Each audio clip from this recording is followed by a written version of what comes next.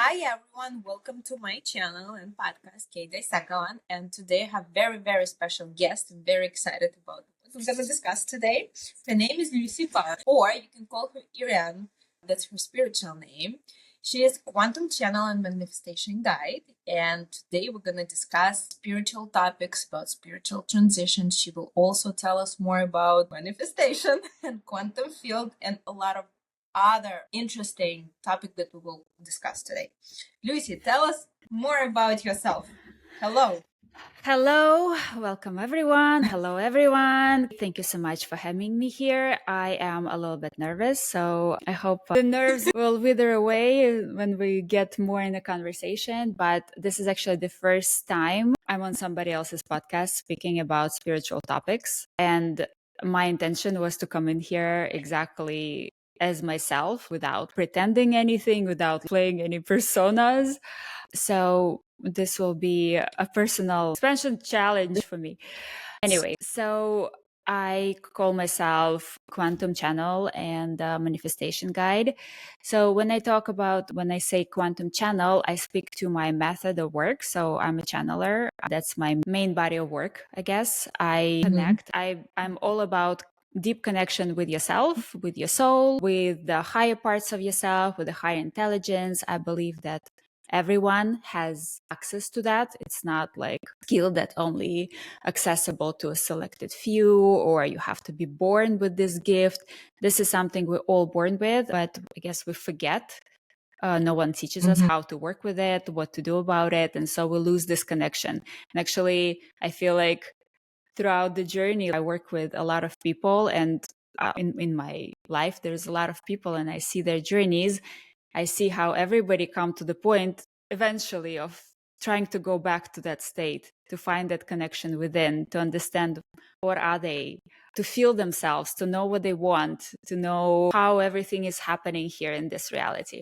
So when I say quantum channel, I speak about what I work with. I work with the quantum field.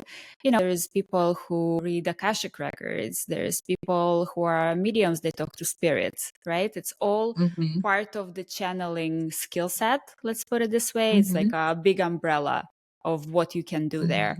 So my personal body work, and that came to me through my own experience. I haven't been taught this way of channeling or anything. In fact, I only recently connected with another channeling teacher, just to compare notes, how she works, how I work. It was very interesting, but this is my own journey that brought me here. And I work with the quantum field. I like to bypass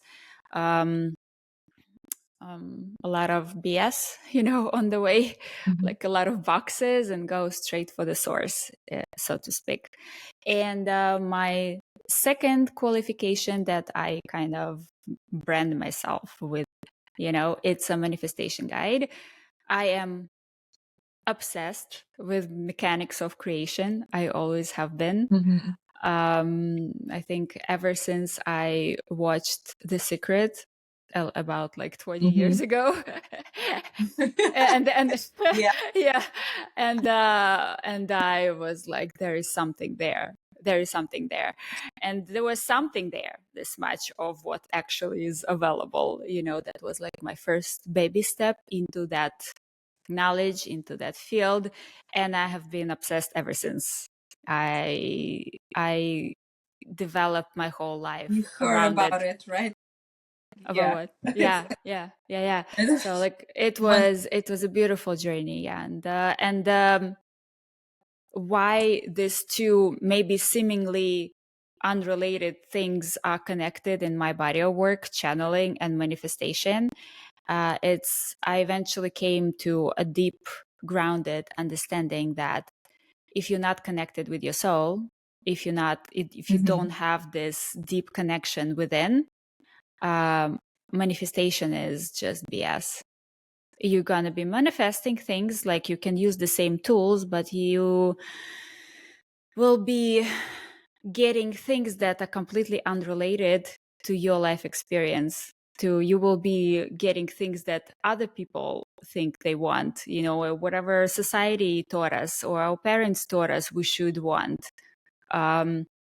But basically you will not be happy. You think you will like the idea of having, but when you have it, like it not lead you to initial result how you want, like to Look, feel happy, to enjoy it. and there is a beautiful, not beautiful, like actually, ironically beautiful um, truth that most, unfortunately, the majority of people who have a lot of wealth are not happy. They're not This like is actually cool.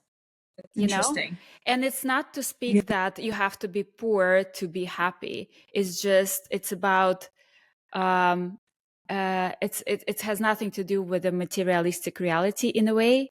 It's just about the inner alignment. If your soul, Yes. which is bigger than you, like your body is just a part of that bigger structure, that exists and is connected to everything. If your soul wants to experience absolutely different things, and you like resisting, like, no, I want to do this, you will do this because this reality operates on certain rules. And if you get those rules, you'll get the things that you like, pushing Wow. towards.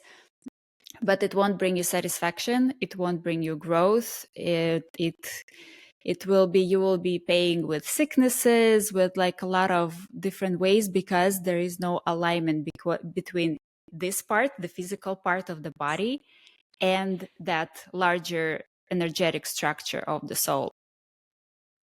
What led you to start this, I would say, like spiritual way of aligning your soul with your physical things that you do, with your life plan? Because I know, me personally, I know, like I see how you change your life from A to Z, like fully like 360 degrees. Like what led you to this path? Well, I wish I could say it was just like one thing. It wasn't. Um, um, I think I started my awakening process with a year-long depression. Mhm. That's what actually, because it was almost, I look at it as a like pivot point in my life, because it got so bad that I had suicidal thoughts. And so Oh, that was really? the, Wow. yeah. And on the outside, it looked like I was fine. I was hiding even the fact that I had such a deep depression. Mm, at that point, even my husband didn't know that this is what was happening. And I was hiding it really well because I was ashamed of it. And I didn't know why it's happening. I just like felt really bad inside, like really bad all the time. And I couldn't handle it You still anymore. were crying. Huh? Yeah, I like said because you still crying.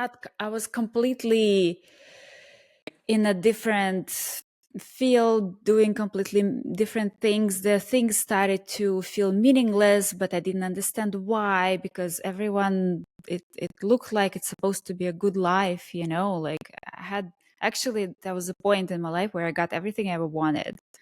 I had a beautiful family. I had clothes, cars, like bags, travels, everything. Like this house, that house. It looked like a picture of from the magazine I would be inspired by as a young adult. But the Mm-hmm. more I was getting into that life, the emptier I felt inside. I had this void inside of me. Like it was a black void that was just eating me alive. And I didn't understand it. And I felt so ashamed and I don't know, like I'm supposed to be grateful, right? I'm supposed to Mm-hmm. be grateful for being so blessed. I manifested everything I ever wanted. That's how it all started. I manifested everything I ever wanted. Um, and it did not bring me the feelings I thought I'm gonna get. I did not feel at peace. I did not feel calm. I did not feel happy. And I actually plummeted into this really, really heavy depression. And so it came to the point where I started having suicidal thoughts. Luckily for me, I have a friend who I kind of confided in, and confed. I think it's confided. Anyway, I Okay. told her there's a friend, and I have this. Luckily, I have this friend, and I told her that this is what I'm thinking about, and I kind of said it jokingly, but like it spooked her really a lot because like all of a sudden she was like, "That's like why are you even like thinking in this way?" You know. Mhm. And she encouraged me to go into Landmark. I don't know if you ever heard Mhm. Landmark Education. It's a I pretty heard big, about it. yeah, yeah. So that was my first step into my awakening. This is not a spiritual program whatsoever. It's about personal development, and they are very um, they're very knowledgeable in how they help people to work with trauma, work with their own From messy what I minds. heard, it's psychological training It because is. from It's what more than that. Like literally, it's like the first program was 3 days, and it was so intense. It's like they use stress, and they use not in an abusive way, just like it's like very intense, and you like there from morning till night with the same group of people, and they're like telling you things, and you're being forced to look inside of yourself, maybe for the first time I ever. And so and they kind of like pushing, and then there is like a purging moment. My purging moment happened on stage there because I was like, okay, if I'm here, because I really felt like this is my last chance to fight for my life. If this is not going to work, wow, I'm doomed. That's it. I, wow. I I won't have like I pulled all my energy, all my strength because I already was very weak after a year of depression. And so I was like, okay, Mhm. maybe it will help. So if there is help for me, please, like I'm gonna claw my way out, but if it's not gonna work, Wow. I'm done. And so my way of Wow. clawing my way out, like I actually went on the stage in front of 200 people to be, and then the stage you talk to the leader of that program, like you talk what's Mhm. happening with you with your life, and he examines your case on stage, you being like coached right on stage in front of 200 people. And I had my purging moment when I was just like started crying when like something clicked, and when I realized what's the issue. I'm the issue, obviously. What was what was the issue? um If you're okay to talk about it. yeah. I'm just like trying to explain. uh so I came there, I was engaged. I came there, and for the first like I think a day and a half of the program, you kind of like they tell you a lot of things and you don't understand. You're trying to put things together as a puzzle and it doesn't make sense. It doesn't make sense. You feel very uncomfortable, which now I can recognize is exactly what needs. They're just pushing, and you just don't understand. And so this whole time, uh, at every exercise, they encourage people to move throughout the room, and so you always talk to different people. You do different exercises with Mhm. different people. And so I had this persona, of like persona of like I'm engaged, everything is great, da da da da da. Like that's how I would talk to people, which inside I feel like shit, I feel horrible inside, but outside You I put look this like mask that. on, you put the Yes, mask on, start yes, to, yeah. And be so like on the yeah, picture, that, like yeah, yes, Instagram like like yeah. call But it. I wasn't even like at Instagram at that point. It was just like, yeah, it was performance. Mhm. And so I Mhm. go on Yeah. stage, and I click, and I'm not even aware of what I'm doing, But I go on Mhm. stage, and I tell the guy, the leader, and I tell him, so he's like, so what's going on? Like, what do we want to talk about right now? And I'm like, so I have trouble connecting to people. I have trouble connecting to people. I feel like I'm very asocial. I feel very insecure. I worked in real estate at that point, and so I actually told him that I when I meet people, when I meet new clients, I put on this mask, and I perform in a way how I feel like I need to perform, to sell the house. Yeah. And you know what? And it's really hard, like I'm having hard time connecting to people. Surprise. But I'm still not seeing it. And I'm like, but I like it's like, And so he's like, okay. And then he's like, takes me to like, you said like you engaged. Tell me about your fiance. Do you have any problems? I'm like, well, yeah, like sometimes like, and I'm like, okay, like I have nothing to lose. I have to say, like, I have to get something out of it. So I have to become vulnerable and say things that I actually think without pretending, because otherwise I'm not going to get anything. I'm kind of know that, but it's hard. So I'm like, yeah, I'm, sometimes like, I make him, how did they say it? I make him guilty, like of things that he hasn't even done. Guilt trip? Like, yeah, like I'm guilt Oh, tripping. wow. Like I'm like really like I'm like I'm getting upset. Like, and I don't feel good inside. And my way of dealing with it sometimes is that I just like, even if I don't guilt trip him, in my mind, he is the problem, and I make him the villain, and it's like an ongoing thing. In the meantime, like for a day and a half to 200 people, like I don't know to how many people I talked at that point, I was telling a story of how I'm happily getting married. Okay. And so everybody listening, everybody quiet. And then like we talk, like there is like more interaction with this leader, like on stage. And he kind of brings me like to the point that like, hey, like, but like, this won't create like the connection that you want. You said you want the connection. He's like, okay, so why don't you tell us, like right now, imagine there is your husband, future husband, in front of you. Tell us, like, you're gonna come home tonight and you're gonna tell him what you realized, and you have to be honest with him, and you're gonna tell him what you realized. And what are you gonna tell him?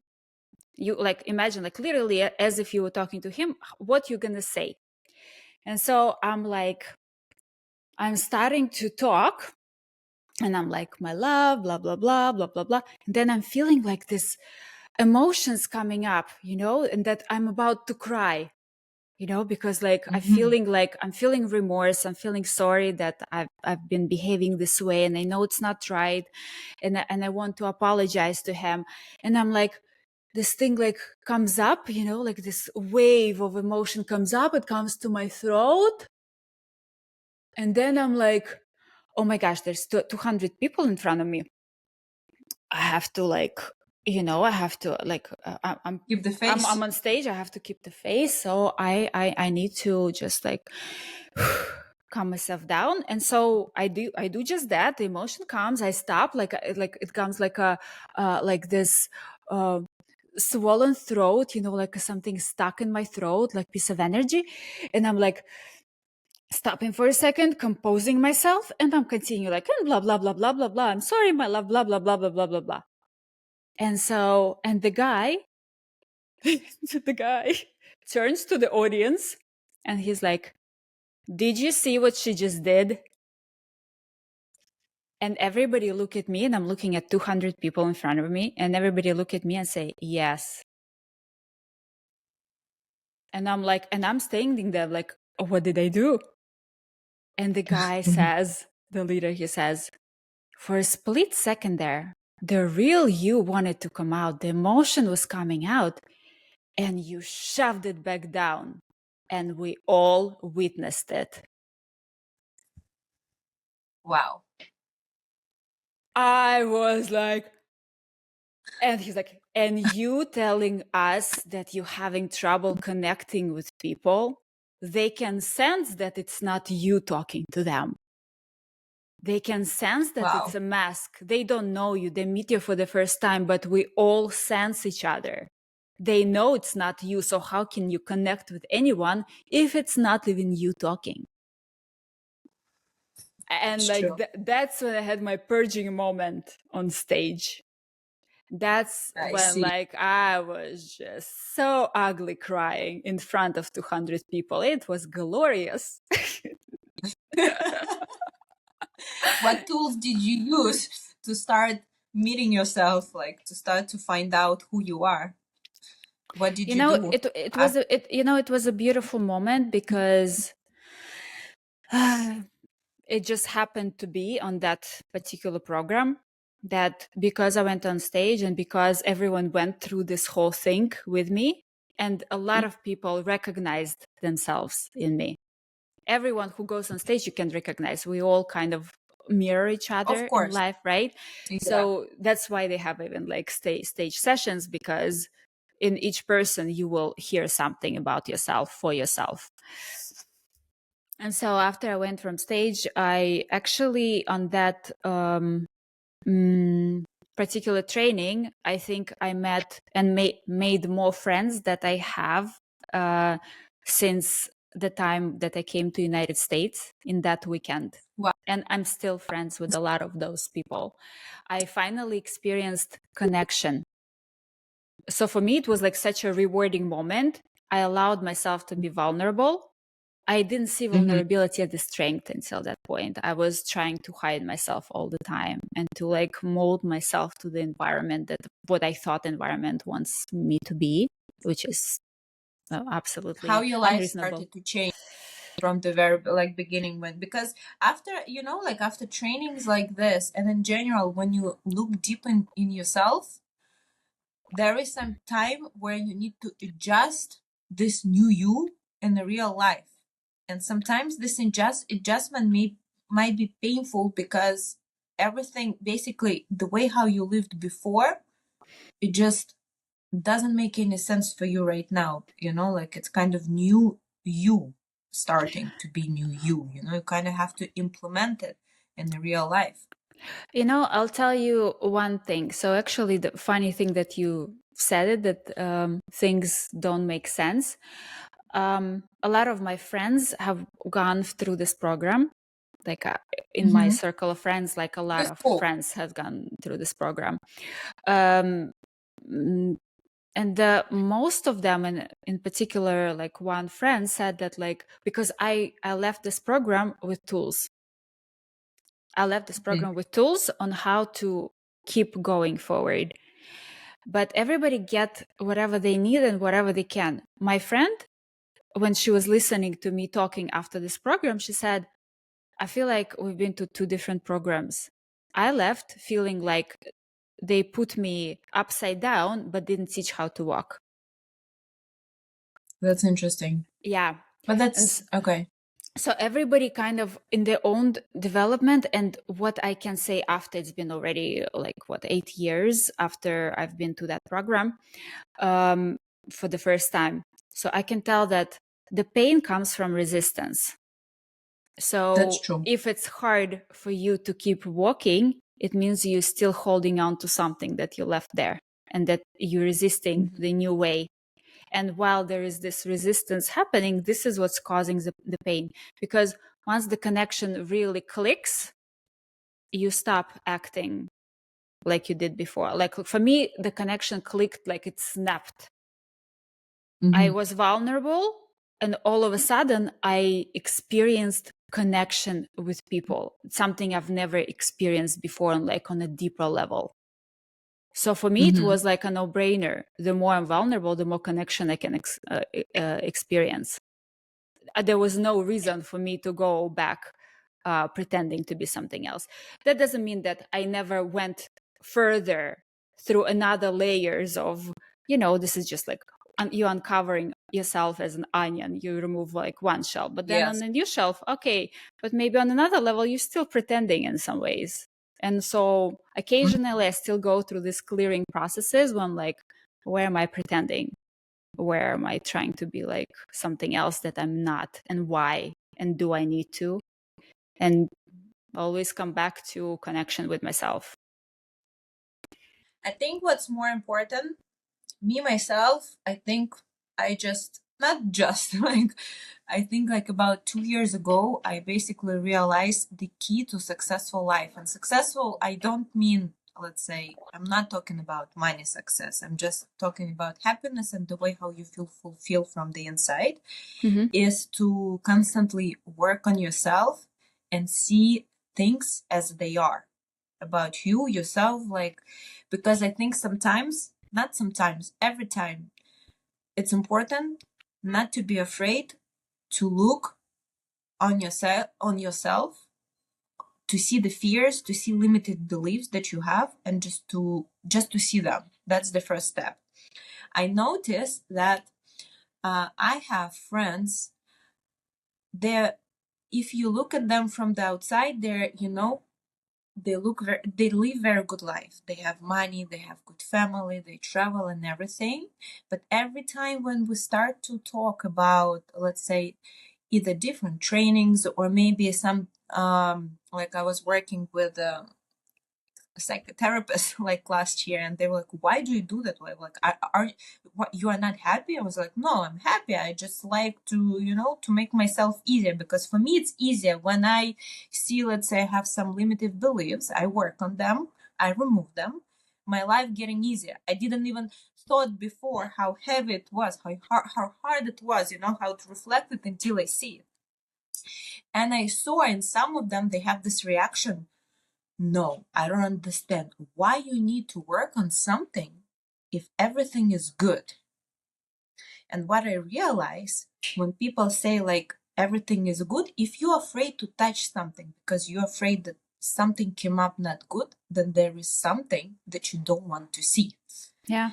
And in the future, and not even in the future, in the present, it just step by step putting, on top of different layers, how you try to hide it, and just comes out one day. It may come out, with, I don't know about like what's in people's inside, like huge snowball that just crushes you from the top and you don't understand what it is. I call it swiping dirt under the rug.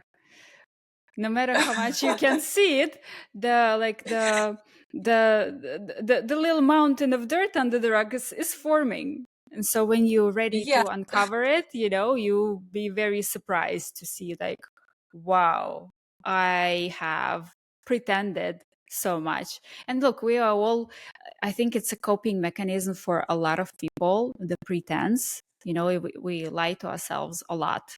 And so that's, I guess, yeah, and sometimes we're not aware until we are, because we can't cope with the truth. We can't handle everything all at once. It's a lot what's happening here, but yeah, the desire and the ability and the bravery, the courage to look into those things inside of you is definitely the key, for sure. Absolutely. What was your path from being, let's say, real estate agent, living, I would say, I call it like very materialistic world, to do what you are right now? Because right now, like, I see you as you work with spirituality, with energy, like it's absolutely different type of work and different type of lifestyle that you have right now. And what was your path and what led you, to change everything about it? Even channel. How did you decide to start channeling, I'll tell you. It just came. Yeah. No, I think I've always knew how to do this, but I didn't have a word for it, and I was afraid of it. Okay, we're afraid of what we don't understand, and until we are somewhere, in a development level where we're able to handle the understanding of it, or just accepting ourselves as the weird ones, because I struggled to accept myself as a channeler. Why? Um, because there was a lot of things in me, like, what would people think? She completely lost it. Uh, Oh my God, I have the same thing right now. That's my point right now. Yes, And that was that personal journey, to get to the point where I can say these things about myself. That was the longest journey. that was very long, and it's about like identity and letting go of my other identity, and about just being true to who I am, like to own something that I am, even if it seems weird in the eyes of 95% population on earth, but it makes me happy and it makes sense to me, and actually I truly believe in this process and I see benefits. And not to be afraid to say it, like it's a big deal. Look, it's been a long journey. I have started again. It started with Landmark. Landmark is by no means spiritual, but it was a first step to start dealing with myself. I had so many traumas, so many years of pain stored in my system that I couldn't operate. Forget the spiritual path, forget accepting who I am for who I am. I couldn't operate in the regular level of reality. I couldn't. That's it. I was like almost like out, one leg out. What do you mean by the word you couldn't operate? No, like literally, like I was depressed. But when I say depressed, I don't mean I felt sad. I mean I couldn't get out of bed. I was sleeping Okay. for most part of the day. Yes, I would take my son to school, go back to bed, sleep, wake up at 3:30, go pick him up, somewhat make myself operate, cook, clean, send me to bed. I'm also going to sleep day after day, a year. That happened Wow. for a year. Yeah. And I was hiding that fact, which also took a lot of my energy. So I literally, like, I couldn't operate. I couldn't understand what is happening. I couldn't understand why I feel so bad inside all the time. I couldn't.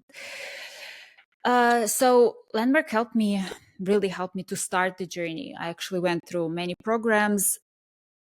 And my journey took me on such a way that they brought me into coaching. So I eventually went on a stage in the program where I was one of the coaches on the 3 months practical programs. So I had like 5 people under me. I had a coach, I had another coach. Like, so it was very interesting structure. It empowered me. The Landmark really empowered me to see me more than just this big. I was this I big see. when I came to Did you Landmark. have any type of judgment from the people around you, from the closest people? I'm not talking about like people you don't In the know. beginning, no. In the beginning, no, except my then to be husband. It wasn't a judgment because it was very clear that I started to feel better for everyone around me, and because I felt better, it was easier for other people to be around me. I became like more pleasurable person to hang out with, like I didn't have my usual like dramas in my head and so on. So it became better. But to the closest person to me at that moment, my fiance, I all of a sudden became a different person. He knew how to behave with me then, and even though it was obvious that it was positive change, it was a sudden change. Like I went to a program, 3 days later I came back a different person. Like a lot of my friends still refer to that time as Lucy before and after, because it was drastic change. Drastic, very. Wow.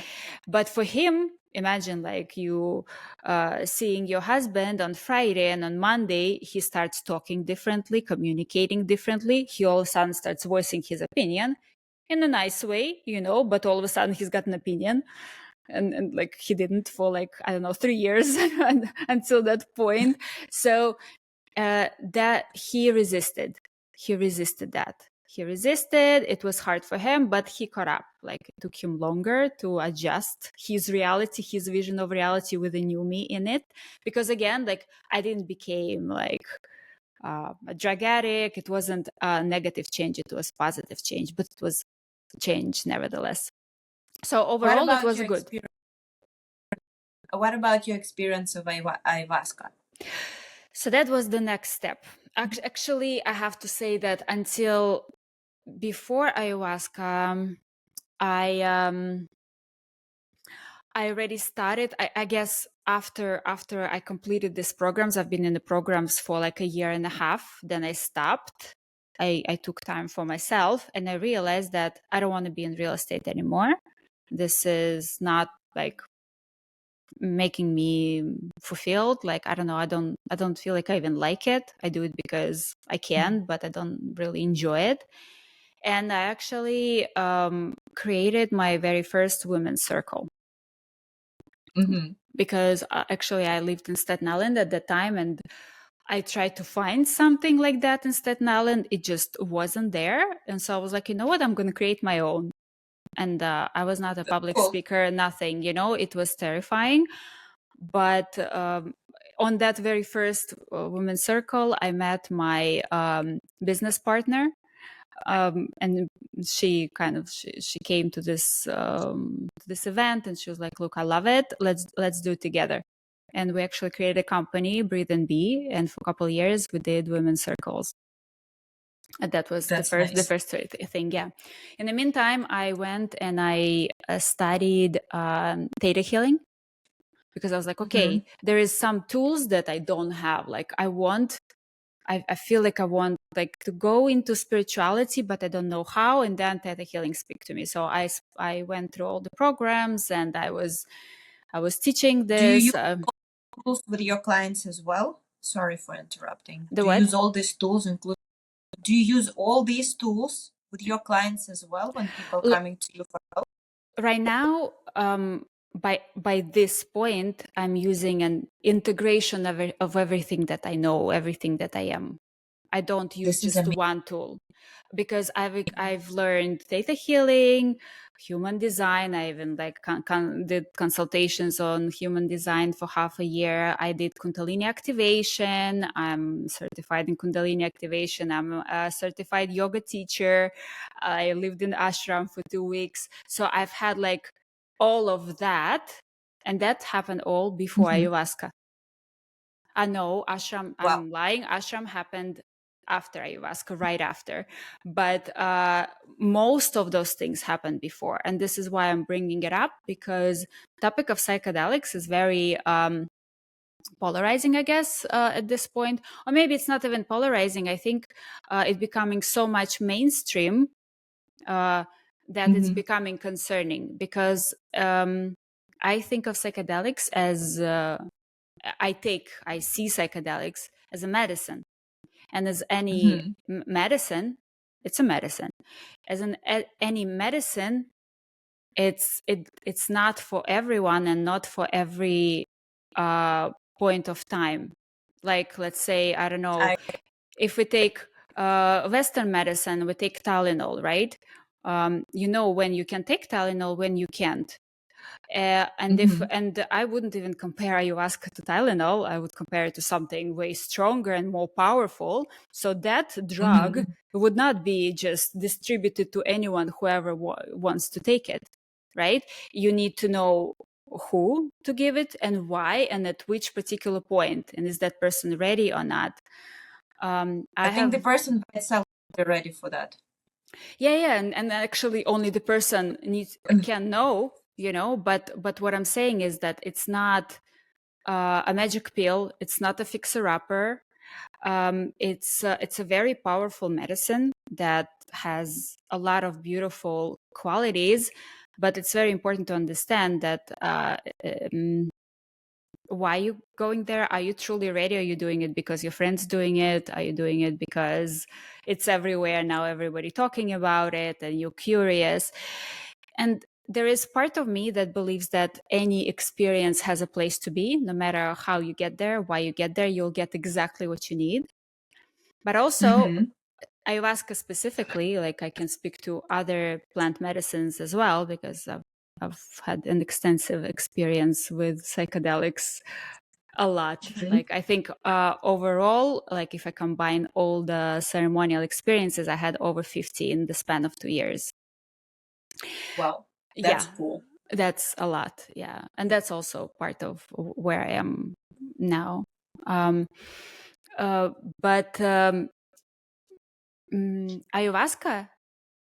ayahuasca specifically is such a beautiful medicine, in a way that I think its primal function is to show people their divinity, to show like their beauty, their oneness, their interconnectedness.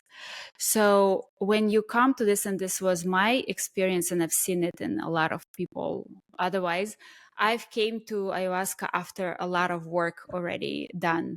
So I didn't go there as my first resource.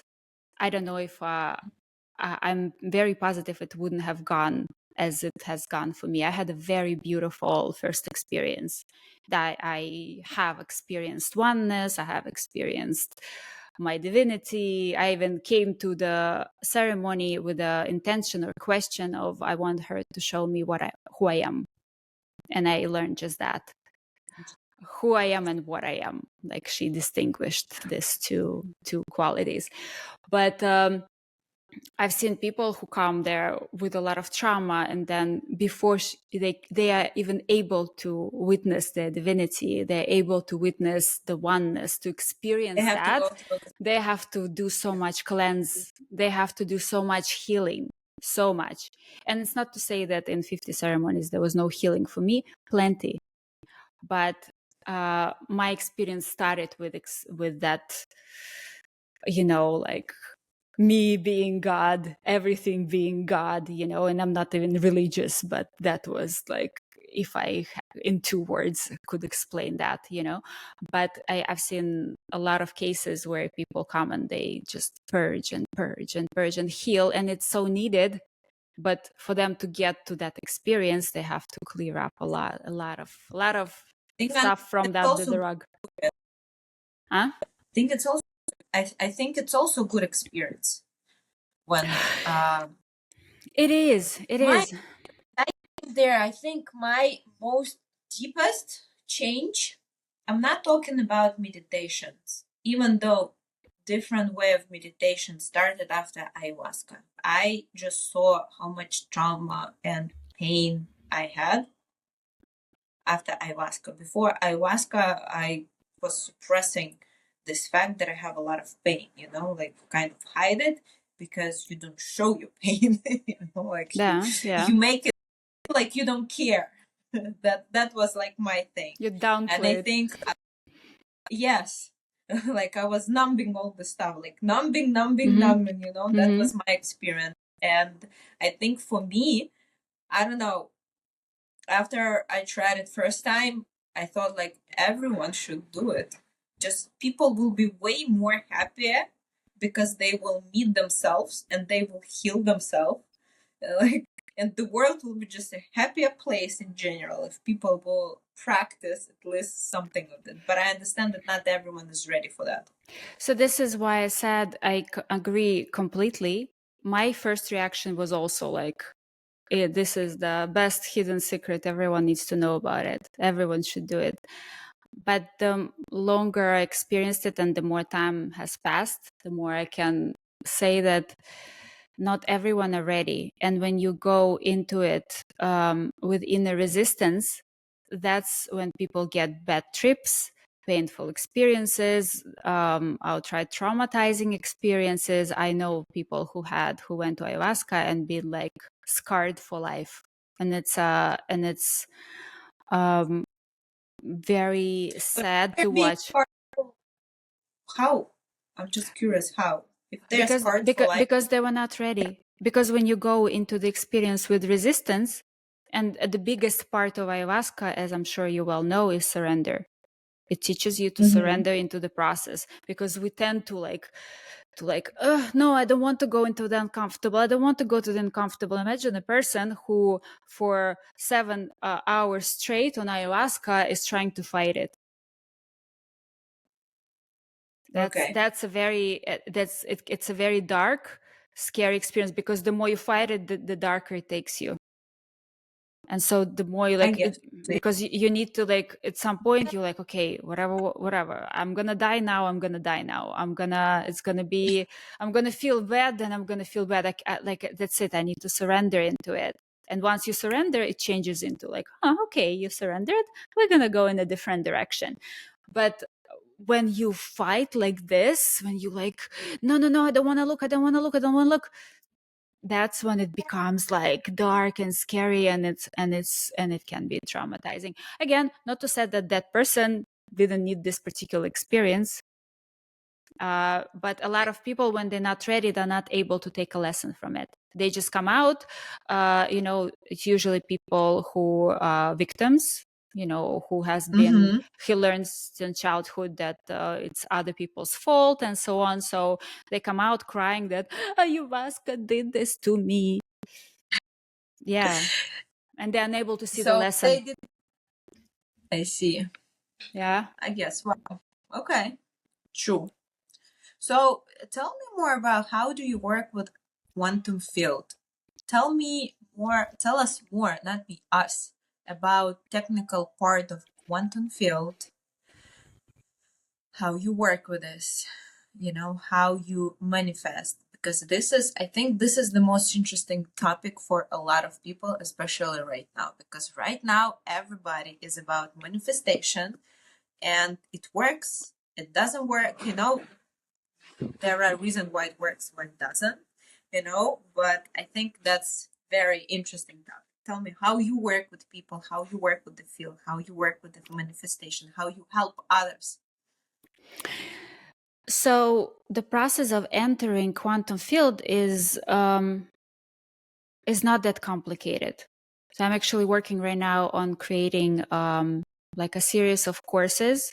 So because working with me, it's a high-end offer. Obviously, when you work like one-on-one, like it's a lot of my energy and a lot of my guidance, personal guidance, a big experience. So I know that either not a lot of people have access to that, or some people might feel like they're not sure if it's worth it, when they don't know, But like they don't know, like if it's like what channeling in fact, the word channeling has a certain reputation. It has like very woo-woo effect, actually. That's why I changed the word channeling in my language. I still use it as channeling because it is channeling, like we already established that this is the process, but I call it SoulSync, literally the syncing with your soul, connection with your soul, because this is what it's all about. The quantum field is the space where yeah, continue. the quantum field is the space where everything exists. And so the first step and the main step is to get into that space where you can see yourself from the perspective of your soul. When you get out of your head that's this big, or maybe even this big, compared to the energetical structure, what you actually are. And then you see your life from the perspective not of oh my gosh, there is bills, there is this, but you see your life from the perspective of of this magnificent being that you actually are. And this is a guided process that any person can take themselves through. In my personal sessions, I guide people how to get there.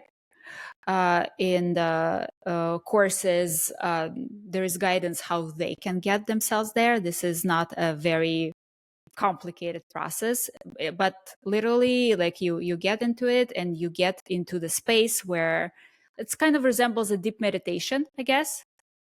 Only it's more straightforward. There is no sitting for hours.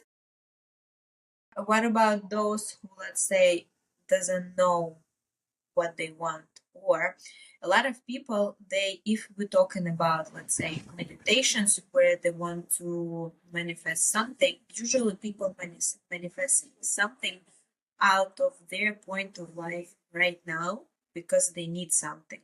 I would say, like, I don't know, like I want, I don't know, to pay for the rent at the end of the month. Let's say this way, right? And they're trying to manifest this thing. Or let's say, I don't know, I want AirPods, something like this. But the truth is, their soul actually want different thing, and the root goes somewhere not in AirPods. So, like the happiness in AirPods. So when it comes to manifestation, you connect to the quantum field, you connect to your soul. First of all, your body is not separate from the soul. So it's not like you need to pay bills and your soul is going to say, screw the bills. Yeah. Yeah, Yeah. I don't care about that, because that means that experience here can't continue. This is the rules of the game. But the soul, Okay. usually, as a soul, you will see the perspective of what's happening in a different way. That's one thing. Now about manifestation and the beautiful things you can do in the quantum field. And this is not the first step of learning to channel, learning to soul sync, connecting with your soul. That's like a first step, just kind of getting into that space.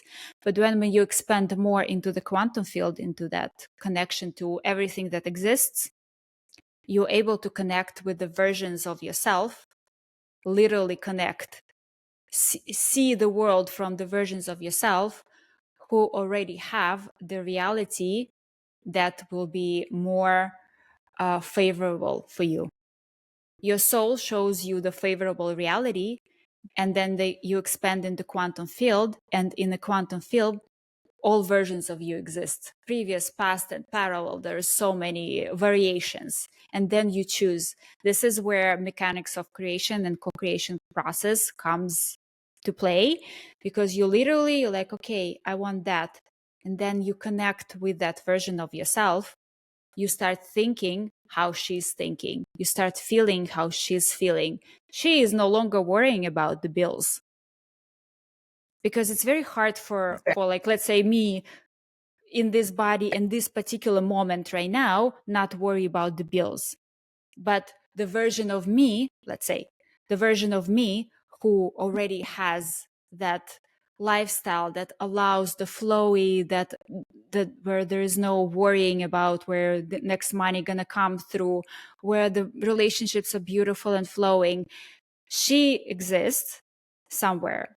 Okay, she already, like, there is no in the time space continuum, she already exists. So you connecting to her, and from her perspective, you know how she got there. She has a different mindset. She has a different skill set, perhaps. And so through her, through being her, through really connecting to her, stepping out of this version and connecting to her, you know how to get there. You become aligned. Your actions become aligned. You're no longer going to buy AirPods because you know the AirPods are not going to bring you to this version. But I don't know, going to the gym will, or investing in your business, or getting this skill, or something else will. Or maybe it's something completely different, like you need to look into, because that version actually embodies that. And because you're able to access that version at any point, you, from that future version, you take yourself and you reeling yourself in from this reality to that reality. But the idea is, of course, you can bypass the soul process. And this is what I've done before. I bypassed the soul process and I've got what I wanted. But I didn't get the inner satisfaction, because my soul's vision was way bigger, so much bigger than it scared me. If 8 years ago on that stage somebody told me that I'm going to call myself a quantum channel, I would have laughed at their face. That's how ridiculous it would have sounded to me at that point. It was completely unaligned with like what I envisioned myself, how I expected myself. On my first ayahuasca ceremony, on the first or second, she showed me things that I came out of the ceremony and I was like, I'm not doing that. Like, there's no way I'm going to be that. I am that now. At that point, I was like, That's my life was completely different. I was like, me? Channel? What? Like, that's ridiculous. It didn't fit into my life at that point at all. Not even, I couldn't even comprehend that.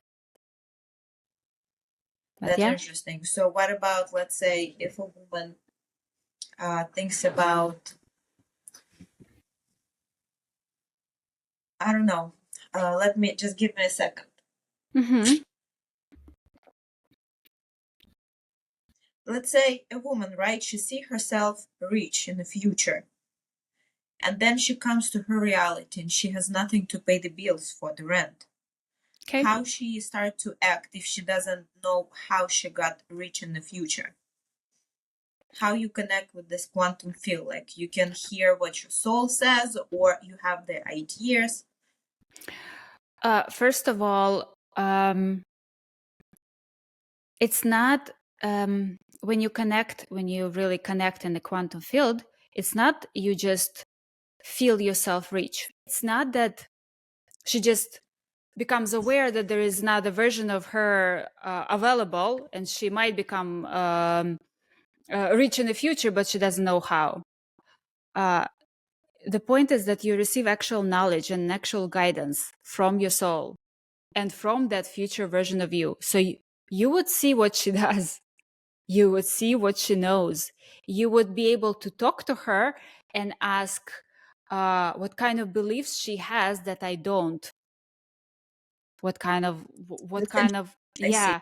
And then your soul, you can connect with your soul, and through your soul you're giving yourself guidance. Okay, I don't know how to jump from the first step to the 100th step, or to the 25th step.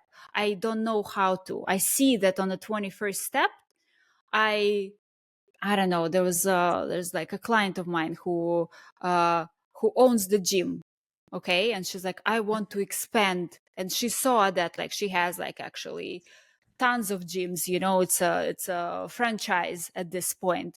She's like, and I don't know how to get there. I don't like. I know that I experienced that this is possible, but I don't know how to get there.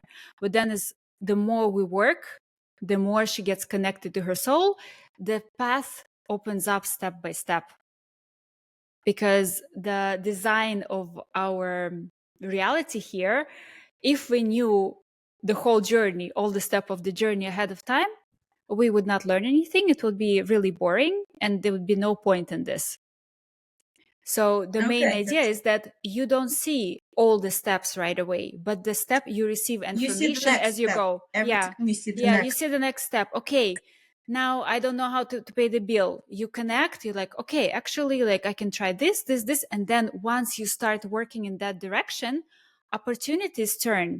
Like the wheels of the universe start adjusting to your alignment. You're like, okay, I'm aligned to this. I'm walking in that direction.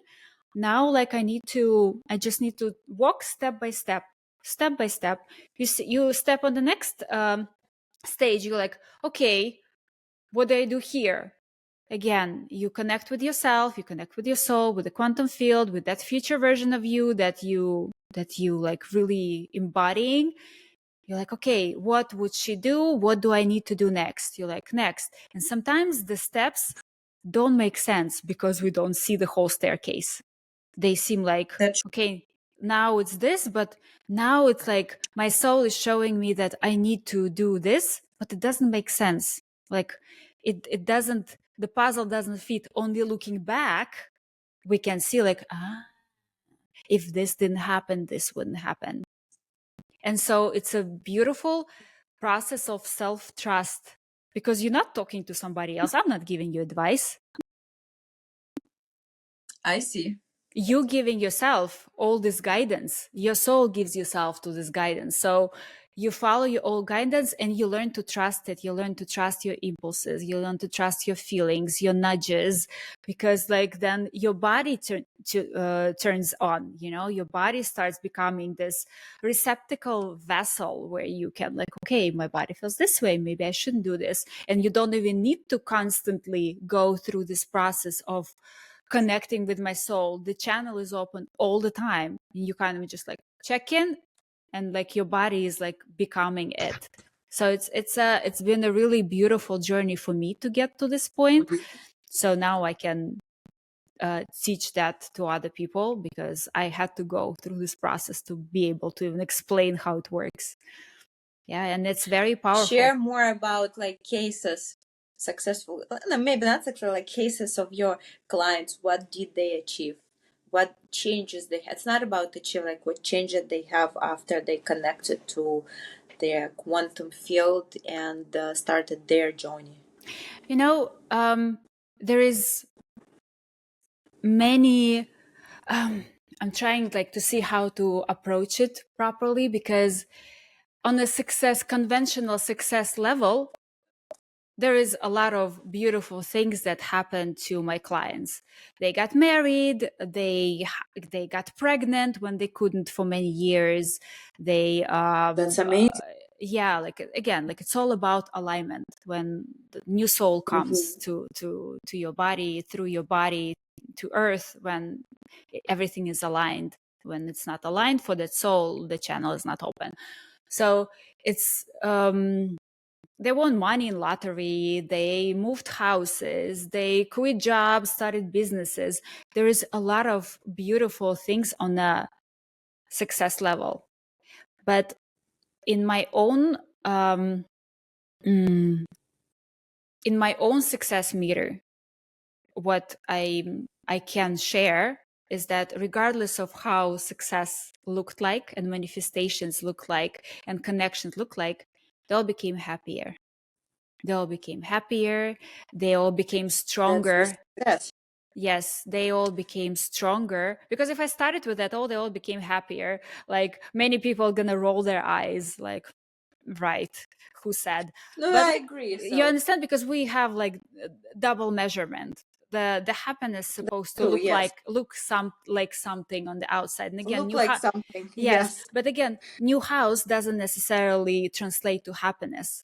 That's why it's very important that I make this point, that while they got all this things in the physical reality that they wanted, what they really got is they became happier, they became healthier, they became stronger, more connected with themselves, they became more powerful, and just more peaceful and serene. So this is what this process is about. It's not just about because the difference between the house and AirPods is none. On the like cosmic level, there is no difference, and there's in manifestation level also. It's whether you're manifesting a glass of water or manifesting a house, is pretty much the same. The only difference is your own limitations in your head of what you think is small and big in terms of manifestation. But the biggest part is its growth, its health, its happiness. That's what comes while you go through this process and you're learning to become authentically yourself. And this is the true success that I aim for. And the biggest part of what I do, I actually did I made a reel not so long on Instagram about it, that it's such a, I used to do, actually you're very well aware, I used to do channeled messages for people. This is way easier for me, way easier. And it's a great business model, obviously, right? Make people come back for more guidance. It's a very well-known business model, right? Okay. Yeah. So I gave you good guidance, you're going to come back to me again when you again need guidance, and you're going to tell your friends and so on. And it's been working great until at some point, because again, I'm going through my own growing processes. This is a non-stop process. I realized that what I'm doing is I'm making people dependent on me. That I'm not giving. Why I'm not, you say so? because I'm not empowering people to be their own guides. I am telling people, I'm not telling people come back to me. I don't, but it's implied that, hey, a person got a good guidance, so Lucy can give me some good information. Lucy holds the information, but I know that you hold your own information. Every person has access to that, and this is the true power, the true connection, to be able to guide yourself without nothing external can know better than you do. And this is the biggest part of transformations I see in people, the successes we're talking about, is that they no longer need, they trust themselves. Don't you think that people who come back always for guidance and becomes dependent on you, those are just grown-up kids? Yeah. Because it's Yeah. childish position in Yeah. life, like to give Yeah. away Yeah. someone Yeah. and Yeah. But this is why I said, like, I don't want to encourage people to stay kids. Not everyone always come okay, back, of course. Like some people take the guidance and never come back. But my idea is to, and then I realized that, like, teach them. yeah, like I'm not doing favors to people when they keep coming back to me. I'm just encouraging them, enabling them to keep being kids. The teacher will tell you, mommy will tell you what to do, you know? So the idea is I see. my true desire at this point is to teach you once and you don't have to come back to me. From this point on, like once you go through the process, you understand how it works, you establish this connection with yourself, and you don't need me anymore. I don't want to create dependence. I want to create empowered human beings. I want to help people to discover their power. This is great. That's my mission. That's amazing. Yeah, that's an amazing mission. I agree. Yeah. Mm-hmm. I mean, let me ask you, I think, last question. Mm-hmm. Maybe it will not be last, but we'll Maybe see with the not last. timing.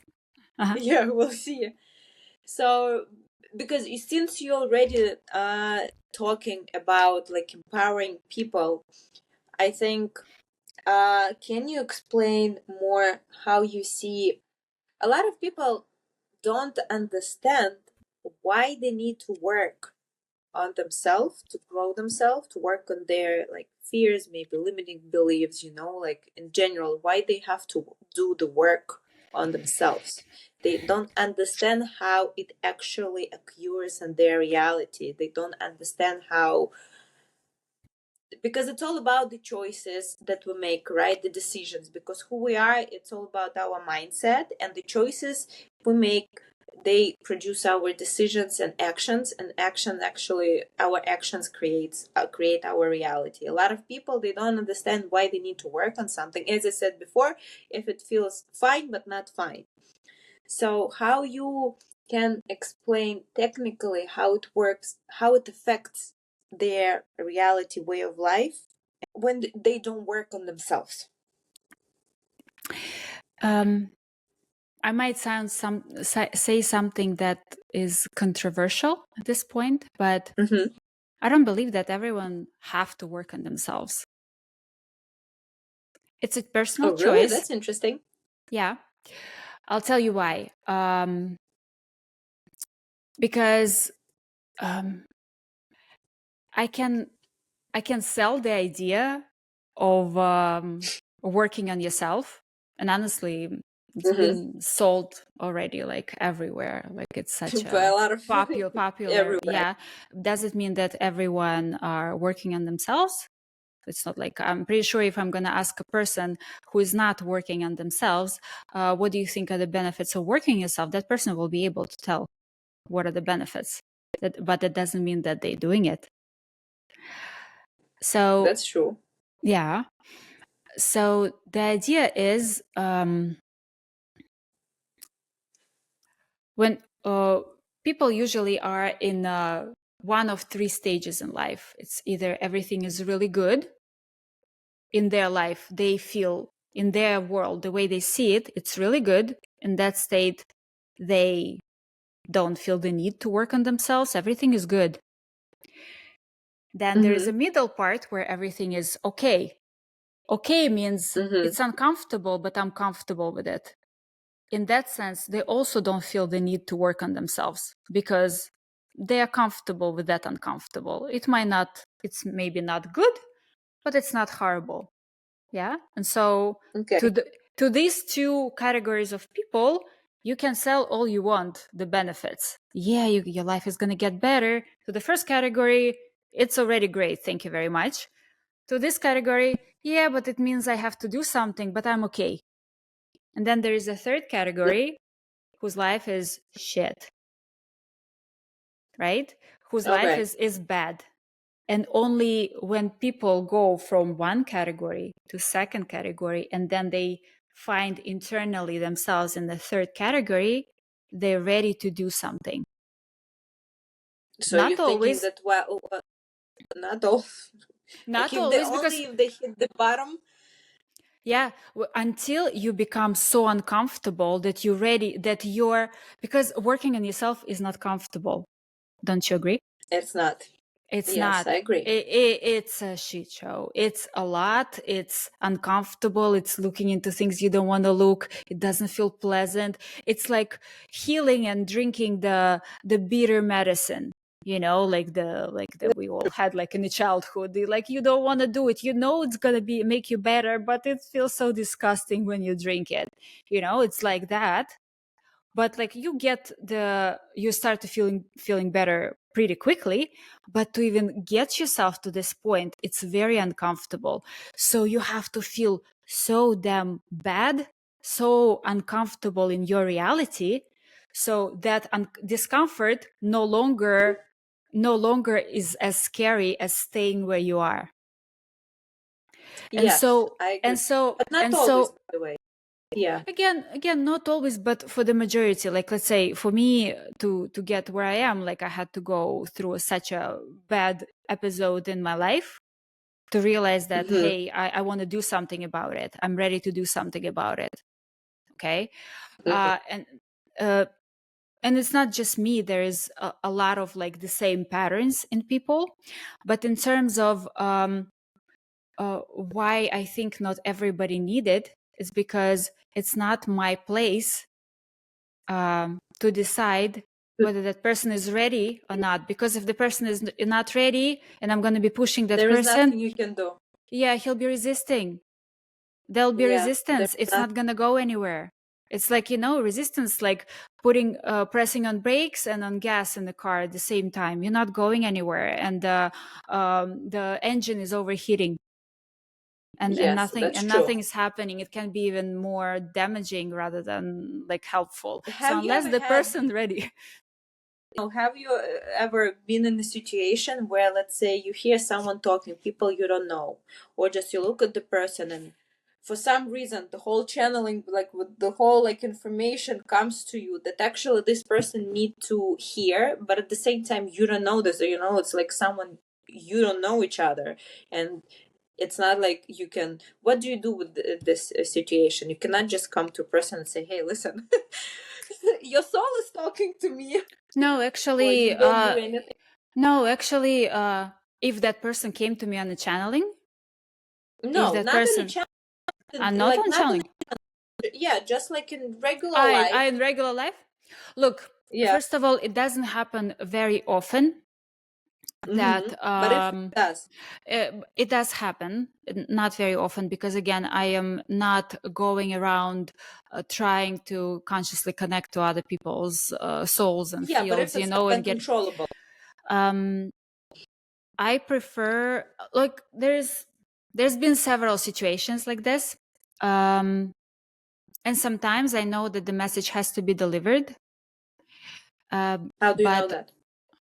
you just know. This is something you just know. It's like, that I don't know, when you have a thought that you're hungry, you know that you're hungry. It's kind of like that. And this is the same if you were to channel for yourself, if you were connecting to your soul. This is why it's so powerful, because it's not that I'm telling you something, you're telling that to yourself. And when it comes through, it resonates so much, it's true. There is zero doubt about it. You might not like it. It might sound like a lot of work, but you know that it's true, and this is the best path, and this is what you need to do. So the same thing, like when the message come through, the message come through. In the beginning of my channeling days, I used to go around and just blabbering the messages. And how did it go? Most of the time it went okay, because I wasn't just like, you listen. Like, I was trying to exercise bedside manner. And I was like, and a lot of times the messages were so uncomfortable that I had to profusely apologize many times before I would deliver the message. Even still, like to Mm-hmm. this day, when I'm talking, even in the channeling sessions, sometimes when I talk to people,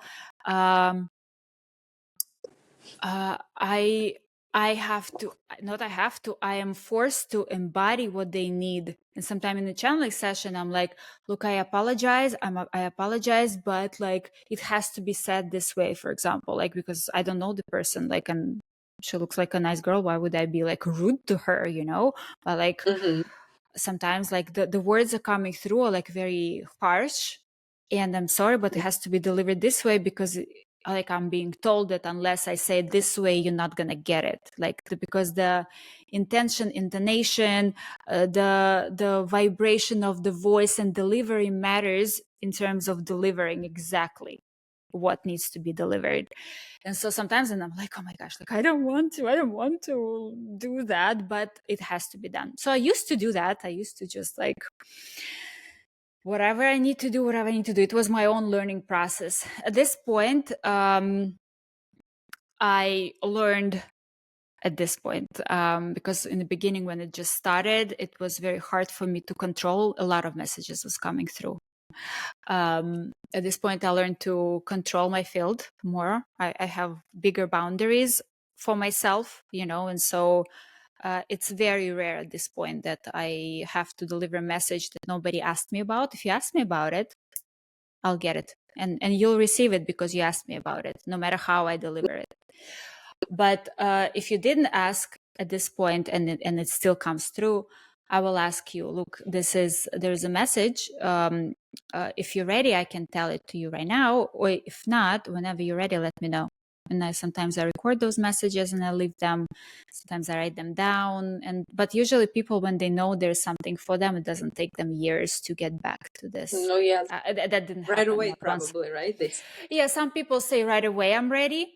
And again, just the fact when they say they're ready, whether they're ready or not, just the fact of ready, when they say it, it removes the resistance. And so the message can go through. So even if they don't like it, they receive it and it starts unfolding within them. Yeah, sometimes it takes them, hey, you know what? Maybe I'm not ready right now, but I'll let you know. But it doesn't take more than a day usually because at least they're curious. But again, it lowers down the shield, you know, it lowers down the shield and the message comes through and then they integrate it. Kind of like that. Do you teach your son? With all the things that you know? No. I'll explain why. Actually, this is also a topic that I haven't talked about a lot, but I recently decided that this is part of my journey and I can speak to that, can be useful for people. I started my developing journey when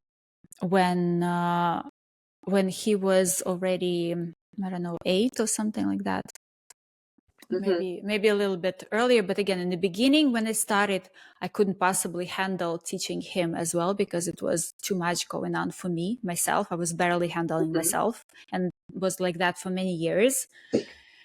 And by the time, so he first of all grew up in his foundational years 1 through 5 with the version of me who was completely unaware, very unhealthy, with a lot of traumatic patterns. And so he took them all.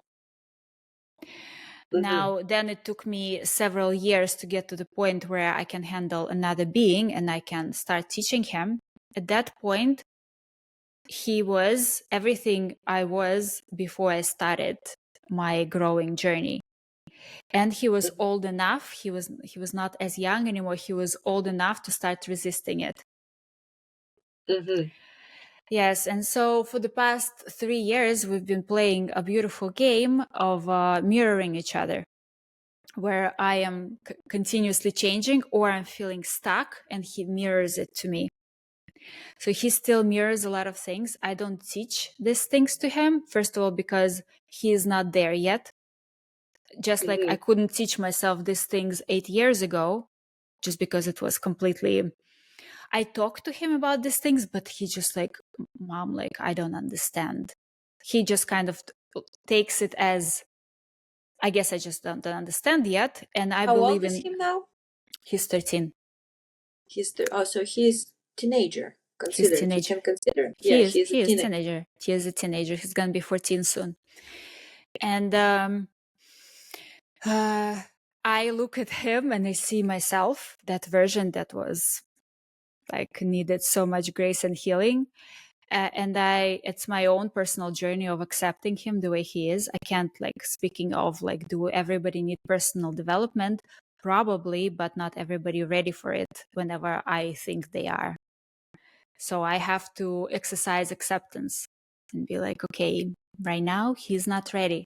And so I put seeds into him that I know he will be able to kind of like crumbs. I leave the crumbs that when he gets to a certain point, he'll be like, because I have those crumbs, you know. But yeah, I'm not teaching him. If he was younger, or if I had a baby right now, I would start right away because I am already on a different level. But me 13 years ago and me now are like almost different DNA at this point. But listen, at least you're talking to him about all these things that you know. Yeah. He knows what I'm doing. I'm not hiding. He actually, like, not so long ago, I had a pivoting moment in my life when I took a detour and I went to corporate America. And I, for a year, was working in a corporate office. And it was a needed pivot for me to restructure because, again, I was resisting the actual change. Until that point, I did not tell anyone that I channel. No one knew. I mean, a few people knew, but like, I was presenting myself as a coach. I couldn't even speak the words that I am, because coach is still, it's like, it's more in the spiritual realm, but it's still pretty materialistic and acceptable. You understand? The levels of how we go. Yeah. So I went through coaching, and then I just hit the ceiling. I knew that, like, whatever I'm doing is not quite working, but I couldn't mold myself. I couldn't admit to myself that I am actually meant to do something different and go deeper into spirituality, because it meant admitting that I am weirder than I'm pretending to be. That a lot of people will, like, if my ex-husband right now, like, would listen to this, he's like, she lost it. Like, who is that? And I had to learn to be okay with these things. And that was quite a process. So I took a year and I just, like, look, I need to live, like, I need to make money. And I felt like I was pushed so much into spirituality that I started to feel like suffocated. And I didn't allow myself. So this is what I did. Like, no, I don't wanna. And so I developed, like, almost like this, like, bad taste to anything spiritual. And so I cut it completely from my life. I kept my practice, meditation, so on, my own, like, healthy habits, let's put it this way. But I stopped doing energy work. I stopped doing Kundalini activations, all this stuff. Like, I had to completely drop it for a year and just go into full on materialistic mode. I've been executive assistant to CEO of a mortgage company. Like, that's okay. Yeah, so that was the opposite. I had to balance. The opposite. Yes, and actually during that year, I developed a lot of strength in my own abilities of, like, working hard, working a lot. Like, there was so much growth, but on a different level, not on my feminine side, but on my masculine side. And so when at some point I realized that, how stupid is that? I am so connected to so many things, and I didn't see at that point what I will be teaching exactly. I knew that I'm channeling, so I started with giving channeled messages, because this is something that comes to me very easy at this point. And then it was a journey of, like, okay, actually, you don't want that. Like, this doesn't align, it doesn't sit well. So let's go further. So how is your son went through all these integrations? I mean, like, the last one. I'm not telling, like, let's say the last one. Let's say when you went to corporate world, he saw his mom always being like into different spiritual, let's say, work, like energies, and then He kind of accepted as like, this is what it is. He asked me why. I said like, look, this is what needs to be done right now, and this is what I'm doing right now. Again, it's not like he's like, oh my gosh, mom, um, how could you leave spirituality for corporate job? He's not as aware. So he, like, for him is just like, okay, his dad works in the same company he for like 13 years, probably even longer at this point, but like since he was born, he knows that his dad always worked in the same company. So for him, he's not completely grew up in a spiritual environment where his mom has been like a spiritual goddess, and then all of a sudden she became an executive assistant. No, like he's seen me being in real estate, he's seen me like doing other things, and even like creating retreats, like so many things he experienced. So for him, like no matter what I do, this is just something I do. I see. So him. That's cool. Do you share with me the way how you see the world with him? Yeah. I said yeah. to me, do you share with him how we see the world? Yeah. Yeah, I do. Of course. Yeah. That's cool. I do. That's he cool. He doesn't get it. It doesn't connect because again, he's like, people get it. I don't see it. Where is it? Where? And then he asked me questions like, how did you come up with this philosophy? I'm like, he's like, where did you like learn it from? Like, who told you that, or did you learn it on your own? Like, where do you even get this from? Because no one, like his dad is very like just a regular person, he is a smart guy, but he's by no means spiritual. I don't think he even knows that, like, about all my psychedelic journeys and stuff. We never talked about it. He grew up with his stepdad, my second husband, who was also like nothing like that. So he grew up thinking that is normal. In fact, like he accepts me as I am.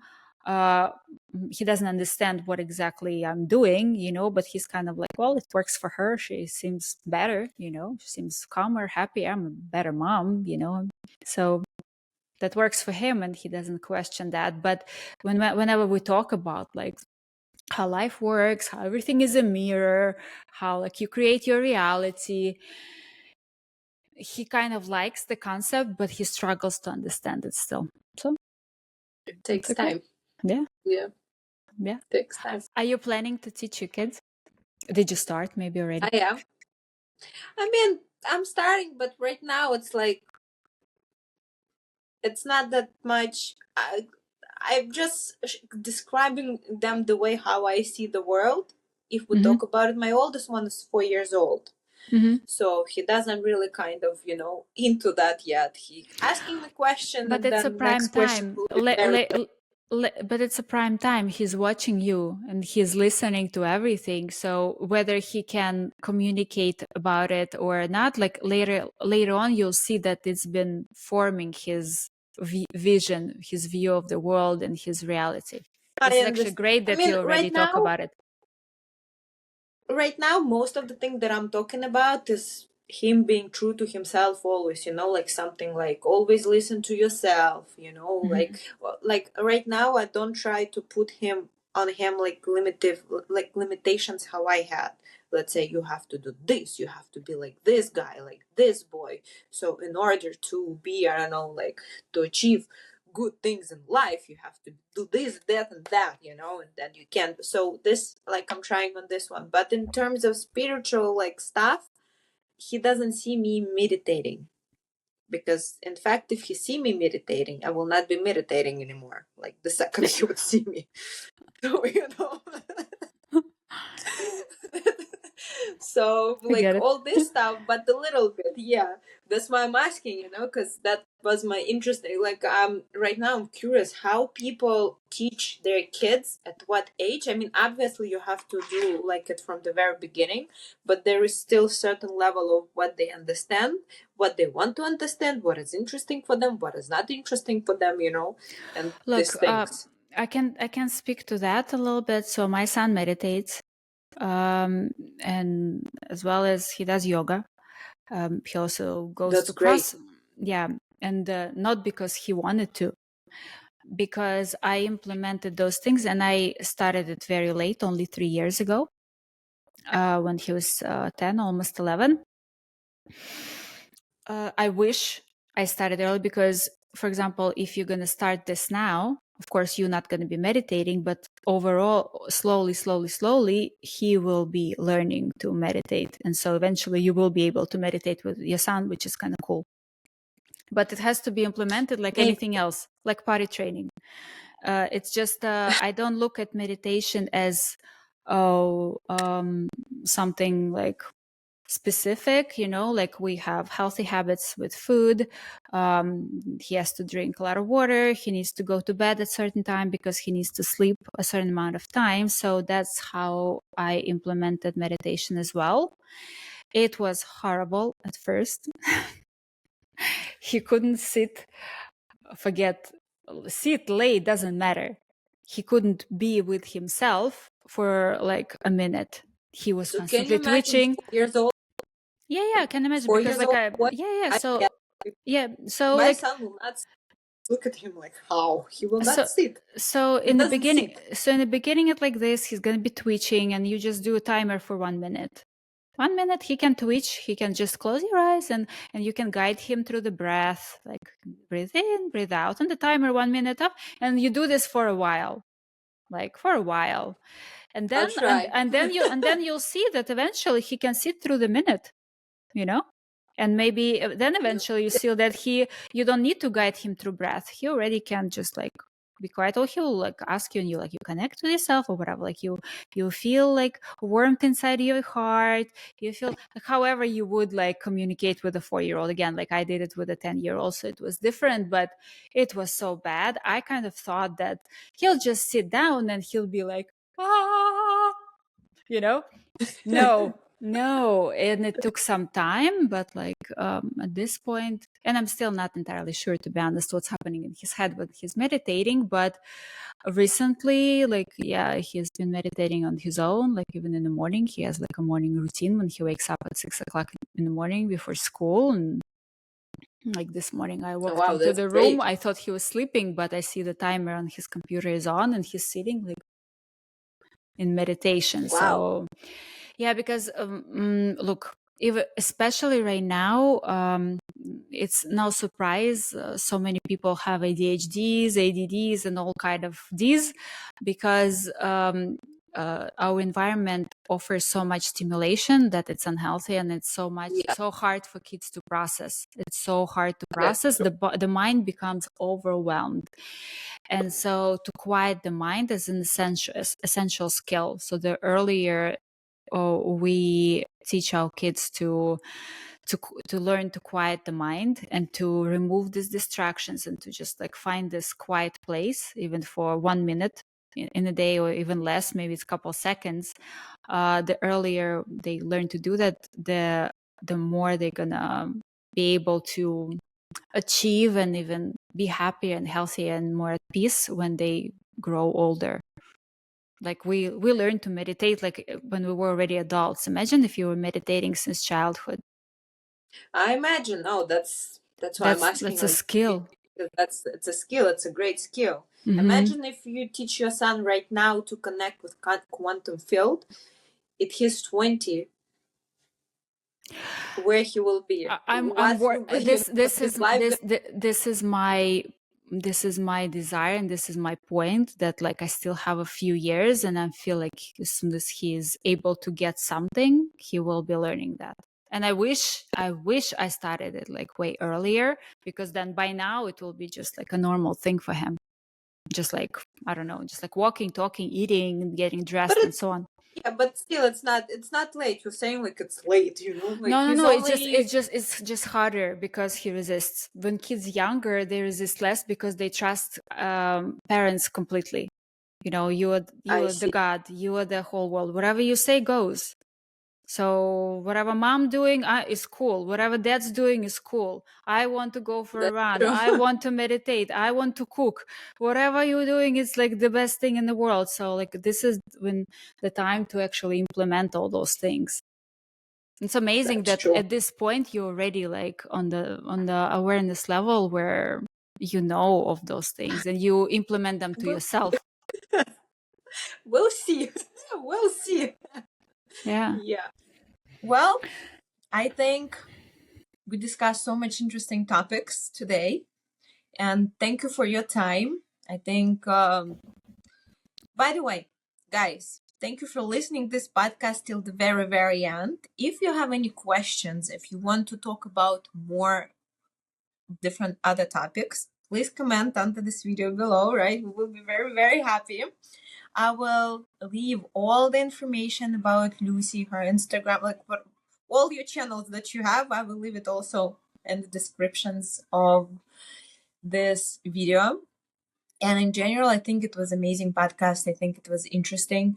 I think that you shared with us, and I'm very happy and excited to post this as soon as possible, because that was cool. How are you feeling?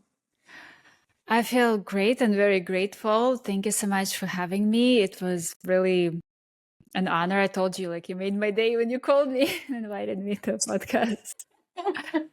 And I am very grateful that I got to talk about things that I feel like are so important, like self-trust, self-connection, connection to yourself, connection to your soul. I feel the more people will learn how to be that, how to have that, the happier we all will be as a collective.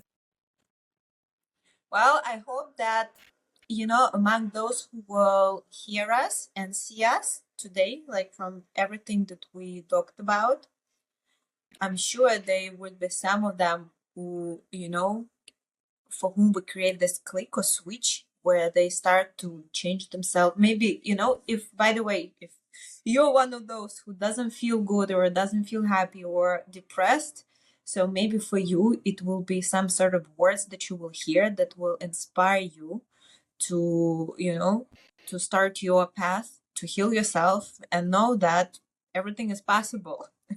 Just, yeah. Yeah. Lucy, thank you very much. Oh, let If you want to give me say something else. Yeah. Yeah. I forgot. And by the way, if you feel like you're curious about the topic of channeling, or you want to learn about SoulSync, or you want to know where to even start, I have a free guide. It's on my website. Kate will include the specs under this video, so you can just reach out and download this guide and start your journey connecting with yourself right away. That's perfect. That's perfect. You see, we got the gift in the end. That's amazing for everyone who listened us till the very end. Perfect. Yes, I will include everything in the description. And thank you very much for being with us today. Please subscribe to my channel, hit the like button. And I guess bye-bye, everyone, and I will see you next time. Lucy, thank you very much. Thank you. Bye, everyone.